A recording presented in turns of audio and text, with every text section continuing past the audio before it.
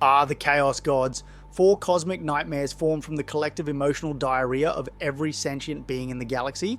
They're not divine, they're not wise, they're not even particularly consistent, they're just the universe's most dysfunctional family reunion, except it's been going on for millions of years, and everyone's invited whether they want to be or not. These aren't gods in any traditional sense, they're more like cosmic toddlers with reality warping powers, feeding off the worst aspects of mortal psyche, while somehow managing to be both terrifyingly powerful and absolutely ridiculous.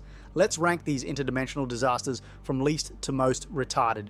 First up, Khorne, the Skull Lord himself. This guy makes every anger management counselor in the galaxy weep blood tears. Born from humanity's first acts of violence and murder, he's been having the same temper tantrum for roughly 65 million years. His entire existence revolves around one simple philosophy: have you tried hitting it with an axe? Khorne sits on his throne of skulls, literally made from the heads of every warrior who's ever died in battle, screaming, "Blood for the Blood God, skulls for the Skull Throne." Like a demented sports fan whose team has been winning for millennia but still needs to prove a point.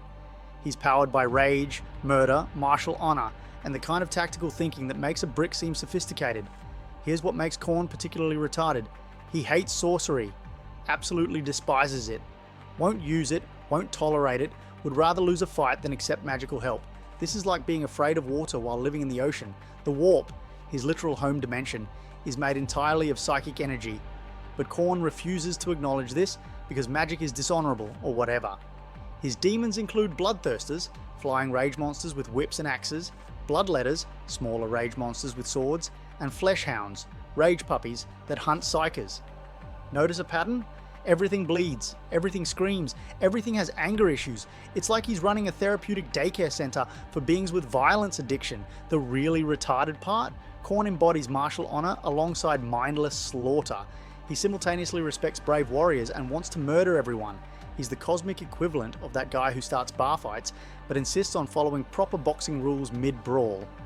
Then we have Tzeentch, the cosmic Reddit thread of plotting and confusion.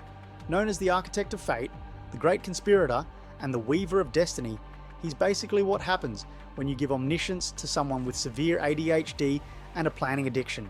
Tzeentch was born from humanity's first scheming thoughts, hopes, and ambitions.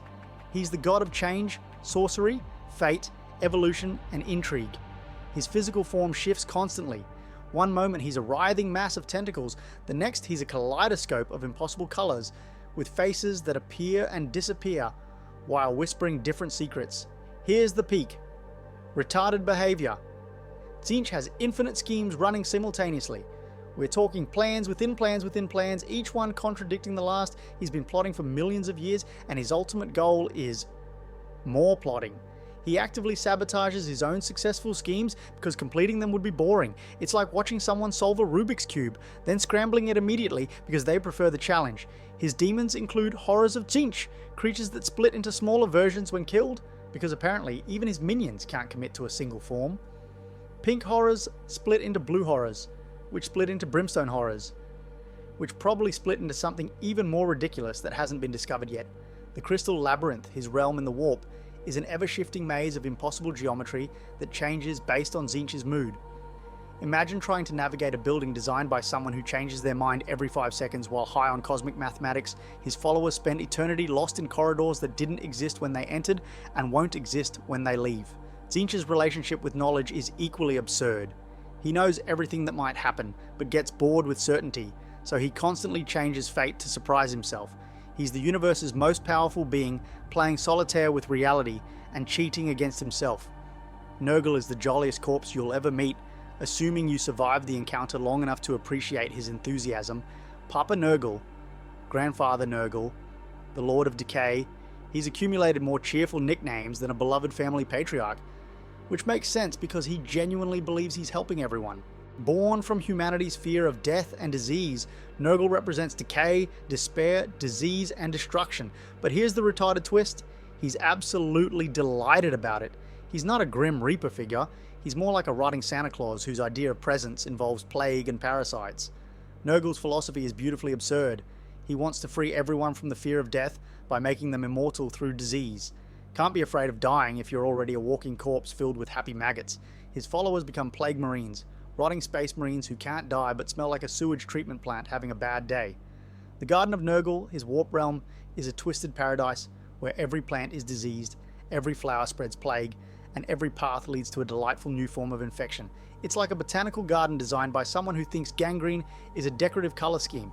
His demons include great unclean ones, massive jolly demons that look like obese grandfathers made of rotting flesh, constantly trying to hug people to death while offering fatherly advice about embracing decay. They're followed by plague bearers, who meticulously count every disease in the galaxy with the dedication of cosmic accountants tracking pandemic statistics.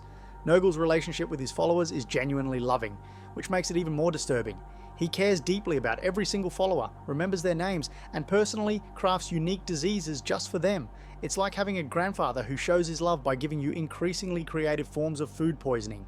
Slaanesh is the cosmic equivalent of that party that started fun, but ended with the house burning down and everyone needing therapy. The Dark Prince, the Prince of Pleasure, she who thirsts. Slaanesh collects pronouns like they collect sensations, which is to say obsessively and without regard for consequences.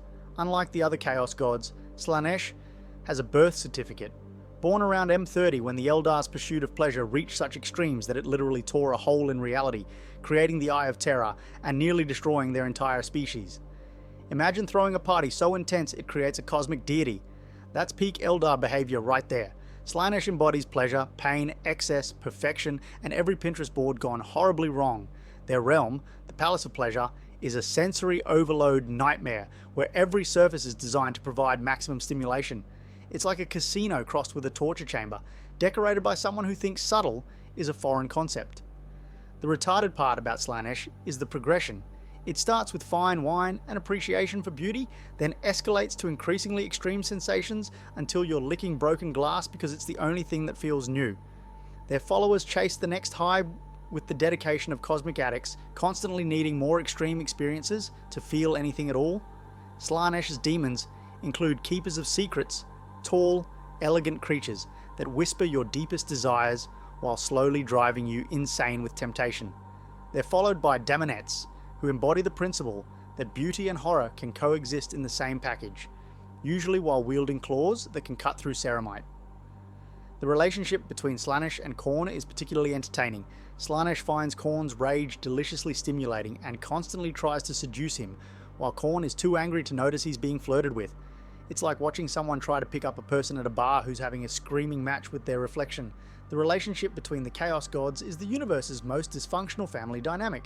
They're constantly playing the great game, an eternal conflict where they fight each other for dominance while somehow needing each other to exist. It's like watching four roommates who hate each other but can't move out because they're cosmically codependent.